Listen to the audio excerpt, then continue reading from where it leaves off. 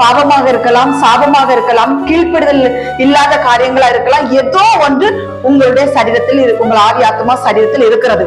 அதை இந்த நாட்களில் நீங்கள் தேவனிடத்தில் மனம் கசந்து பாவ அறிக்கை செய்து விட்டு விடுவீர்கள் என்றால் இந்த நாட்களில் சுகம் கொடுக்க தேவன் வல்லவராய் இருக்கிறார். நீங்கள் அதை அறிக்கை செய்து விடாத பட்சத்தில் என்ன ஆகும் அப்படின்னா தேவன் கைவிட்டு விடுவார். சவுக்க எடுக்கிறாருன்னு அங்க கைவிட்ட சூழ்நிலை தான். அதனால கர்த்தருடைய பிள்ளைகள் இந்த நாட்களில் கர்த்தர் சொல்லுகிற வார்த்தை, உங்களுக்கு எந்த பலவீனமாக இருக்கலாம், கேன்சராக இருக்கலாம், ஸ்ட்ரோக்காக இருக்கலாம், கை கால் வராம கிடக்கலாம், எந்த கட்டியாக இருக்கலாம், ஹார்ட் பிரச்சனையா இருக்கு, எந்த பிரச்சனையா இருந்தாலும் கர்த்தர் இந்த நாட்களில் சொல்லுகிறார். ஒரு சாபத்தின் மூலமா கூட அந்த வியாதி உங்களுக்கு வந்திருக்கலாம். இந்த நாட்கள்ல தேவ சமூகத்திலே போய் மனம் கசந்து பாவ அறிக்கை பண்ணுங்கள்.